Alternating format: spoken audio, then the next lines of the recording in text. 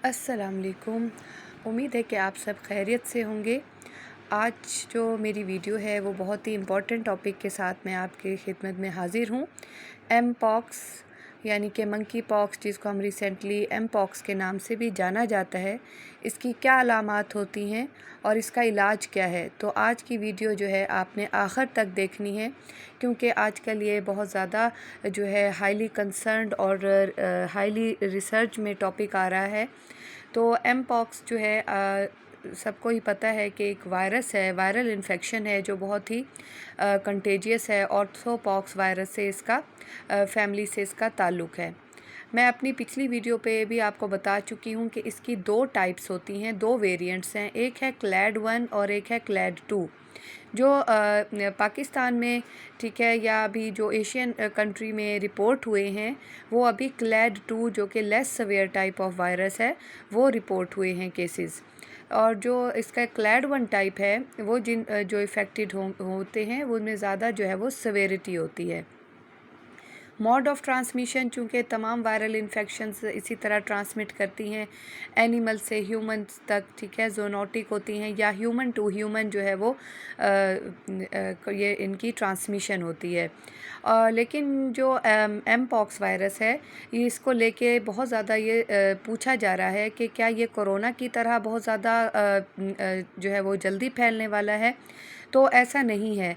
Corona से इसके जो ट्रांसमिशन रेट है वो कहीं जो है वो कम है।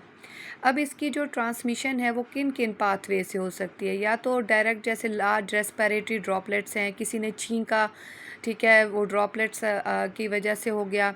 बॉडी फ्लूइड्स हैं, जैसे कि सलाइवा है, ब्लड है, ठीक है, वूंड्स है, वूंड्स के साथ कांटेक्ट की वजह से भी ये वायरस हो सकता है। इसके अलावा आपने किसी की जो जिल्द पे कोई ज़ख़म है, स्किन लियंस हैं, और या कोई कट लगा है, तो भी ये वायरस जो है वो ईज़िली ट्रांसमिट हो सकता है। इसके अलावा जो डायरेक्ट फ़िज़िकल कांटेक्ट होते हैं, उनके भी थ्रू जो है वो ये वायरस फैल जाता है। इसलिए कहते हैं कि जो डायरेक्ट फ़िज़िकल कांटेक्ट है, हैंड शेकिंग है, इनसे अवॉइड करें ताकि आप बच सकें। इंक्यूबेशन पीरियड जो है इसका 7 to 14 डेज़ है, और जो टोटल इसका स्पैन है वो 21 दिन का होता है। यानी कि जब पेशेंट को सिम्टम ज़ाहिर होते हैं तो तकरीबन इसको हील अप होने में 4 वीक्स जो हैं वो इजीली लग जाते हैं। इनिशियल साइन एंड सिम्टम्स, इसमें इनिशियली जैसे कि हर वायरल इन्फेक्शन के साइन सिम्टम तो रिजेम्बलेंस रखते हैं। फ़ीवर होगा पेशेंट को, हेड एक की कंप्लेंट होगी। इसके अलावा गिल्टियाँ बन जाती हैं, ठीक है, जैसे कि मैक्सिलरी सर्वाइकल इंग्वाइनल, यानी कि जो आपकी नेक वाला जो रीजन है, ठीक है, इसके अलावा जो आपके जबड़े वाली जगह है उसके नीचे जो है वहाँ गिल्टियाँ महसूस होंगी, या जो आपके प्राइवेट पार्ट्स होते हैं वहाँ पे आपको कोई गिल्टियाँ बनी हुई भी महसूस हो सकती हैं। इसके अलावा जो जनरल सिम्टम्स हैं, मरीज़ किस कंप्लेंट से आता है कि उसको बैक पेन हो रहा होता है, कमर में दर्द है, उसके पट्ठों में, मसल्स में दर्द है, और इसके अलावा उसको गला भी ख़राब हो सकता है, खांसी की शिकायत है। तो ये जो सब अलामात हैं, ये मंकी पॉक्स की इब्तदाई अलामात हो सकती हैं। Within 1 to 3 days after fever appears, cases develop a rash, ठीक है, जैसे ही 1 से 3 दिन तक पेशेंट को बुखार है, कमर में दर्द है, उसके बाद जो है ना बॉडी पे रैश होता है, ठीक है, और आहिस्ता आहिस्ता जो रैश है वो पूरी बॉडी पे फैलता जाता है। और उसके जो सिम्टम्स हैं और वो रैश किस तरह का होता है, तो ये मैं आपको अभी बताने वाली हूँ। तो इसलिए आज की वीडियो बिल्कुल भी स्किप ना करें, ताकि आप जान सकें कि ये किस तरह से ज़ाहिर होता है। इसकी जो है स्टेजेस होती हैं। पहली स्टेज जैसे आप देख सकते हैं, सुरख धब्बे ज़ाहिर होंगे। दूसरी में जो है छोटे छोटे पेप्यूल्स बन जाते हैं। फिर वो जो पेप्यूल्स हैं वो पानी वाले वेजिकल छाले बन जाते हैं। उन छालों में जब बैक्टीरियल इन्फेक्शन भी हो जाए तो वो पस वाले दाने, जिनको हम कहते हैं पस्ट्यूल्स, बन जाते हैं। और जब पेशेंट हीलिंग स्टेज पे आता है तो वो जो पस्ट्यूल्स हैं वो ड्राई हो जाते हैं और वो स्कैब फॉर्मेशन बन जाती है, और फिर वो खरिंड जो है बन के उतरते हैं।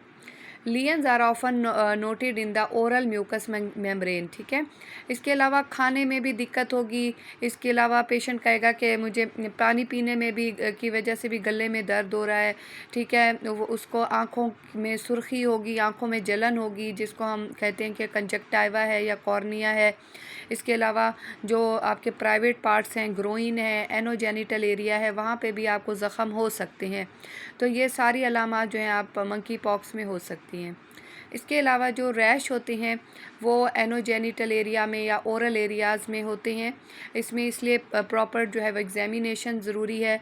और इसके अलावा पेशेंट जो है वो ओरोफ्रेंजियल पेन भी हो सकता है, ठीक है, या वो कहता है कि मुझे पखाना करने में भी दर्द है। इस तरह की अलामात भी हो सकती हैं।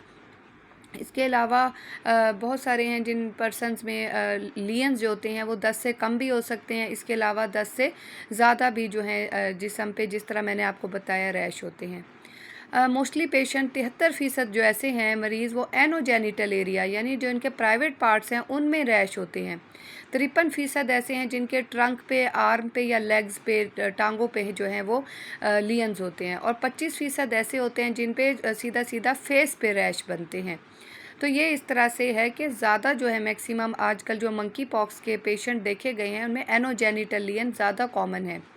इसके अलावा जब ज़ख़म भरते हैं और स्कैब उतरते हैं तो खड्डे भी बन जाते हैं, पिटेड स्कार्स हो जाती हैं, ठीक है। वो एरिया या तो नॉर्मल से ज़्यादा डार्क हो जाता है या उससे लाइट हो जाता है जब ये क्रस्ट उतरते हैं। जब ये तमाम क्रस्ट उतर जाते हैं तब जो है वो पेशेंट आप डिक्लेयर कर सकते हैं कि इज़ नो मोर कंटेजियस, और आप जो है पेशेंट के पास जा सकते हैं, ठीक है। फिर उसको एहतियात की ज़रूरत नहीं है, उसकी आइसोलेशन ख़त्म हो जाती है। इसके अलावा बहुत सारी वायरस वाली बीमारियां हैं जिनको आजकल क्योंकि बहुत ज़्यादा टेंशन में होते हैं लोग, तो वो समझते हैं कि शायद मंकी पॉक्स है। नहीं, तो इनकी प्रॉपर डायग्नोसिस के लिए आप अपने नियर बाय डर्माटोलॉजिस्ट से ज़रूर कंसल्ट करें कि कहीं वो कोई और बीमारी तो नहीं वायरस की, हर्पीस, शेंक्राइड, मीज़ल्स, स्केबीज़, जो मुतअद्दी ख़ारिश है वो भी, उसमें भी इसी तरह बनते हैं pustules, hand foot mouth disease तो नहीं, या कोई मेडिसिन लेने से तो इस तरह की एलर्जी नहीं हो गई। तो ये सब बीमारियां रूल आउट करना बहुत ज़रूरी है। उम्मीद है कि आपको मेरी आज की वीडियो बहुत पसंद आई होगी। अगर आप चाहती हैं कि आपको इन फ्यूचर इसी तरह इन्फॉर्मेटिव वीडियोस देखने को मिलें तो मेरे चैनल को लाइक, शेयर, सब्सक्राइब करना ना भूलिएगा। और मेरी इससे पहले भी मंकी पॉक्स पे एक वीडियो अपलोड हो चुकी है जिसमें मैंने आइसोलेशन पे बहुत डिटेल पे बात की है कि आइसोलेशन के क्या रूल्स एंड रेगुलेशंस हैं और किस तरह से आप जो है इस तरह के वायरल इन्फेक्शन से इन फ्यूचर भी बच सकते हैं। तो मेरे चैनल का नाम है स्किन हेल्थ विटैलिटी 5959। तो फिर मिलते हैं अगली वीडियो में। अल्लाह हाफिज़।